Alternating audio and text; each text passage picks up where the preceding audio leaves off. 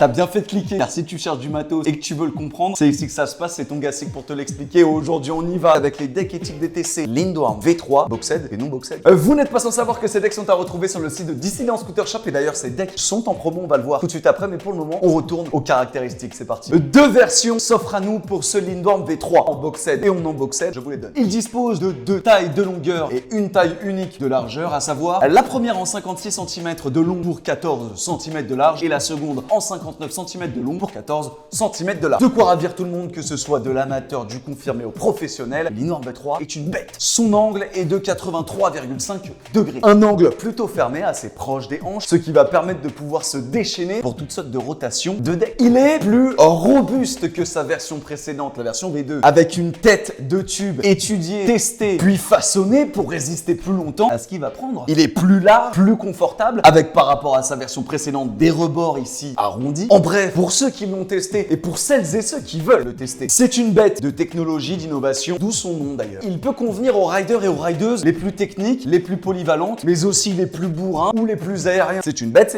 car il pèse dans sa version non boxed aux alentours d'1,66 kg. Pour sa version boxed, 1,8 kg. Donc en fait, il offre la possibilité d'être encore plus vif sans les boxed, tout en pouvant ajouter, si on le désire, des pegs en aluminium ou en acier que propose la marque éthique. Mais par contre, avec les boxed déjà intégrés, vous assurez un certain confort. Et évidemment, ils ont été étudiés pour faire office directement de pegs. Ils ont été étudiés pour être maltraités avec une forme spécialement prévue pour. Donc c'est un deck confectionné en deux parties ici avec une tête forgée, améliorée par rapport à la version 2. Elle est beaucoup plus solide et plus rigide. On remarque que les soudures sont denses, bien finies, sans bavure. Pour les deux versions, avec un avant du plateau plat. Ici, son plateau, lui, a été élargi, aplati ici sur le dessous avec un joli graphisme du Lindorm. Il a à la fois une légère concave et une chose que l'on voit sur aucun deck. Ici, une petite arête pour avoir encore plus d'adhérence et plus de force à exercer pour envoyer un whip ou toutes sortes de figures. Il est doté d'un frein nylon très léger et inaudible avec son cache en plastique et son unique vis ici à resserrer. Une chose tout aussi incroyable, c'est que les entretoises qui servent à caler la roue à l'arrière ont été aussi façonnées pour venir épouser la forme finale de l'arrière du deck, ce qui nous offre encore plus de surface pour venir grinder. Sa confection ici est juste dantesque. C'est pas fini et vous allez voir pourquoi. Il est doté de plusieurs adaptateurs, ce qui va permettre de pouvoir y mettre quasiment la totalité des roues disponibles sur le marché. Elles sont fournies avec dans la boîte. Encore une fois, ça, c'est une chose assez rare, ce qui montre que ce deck est totalement actuel. Il n'est même plus besoin de le préciser. Il est en promotion avec sa forme non boxed la plus classique. Il passe à 159 € au lieu de 199 €. Quant à la version boxed ici, il passe à 189 € au lieu de 129. Une belle affaire. Point fort, je dirais moderne, solide, compatible, stylé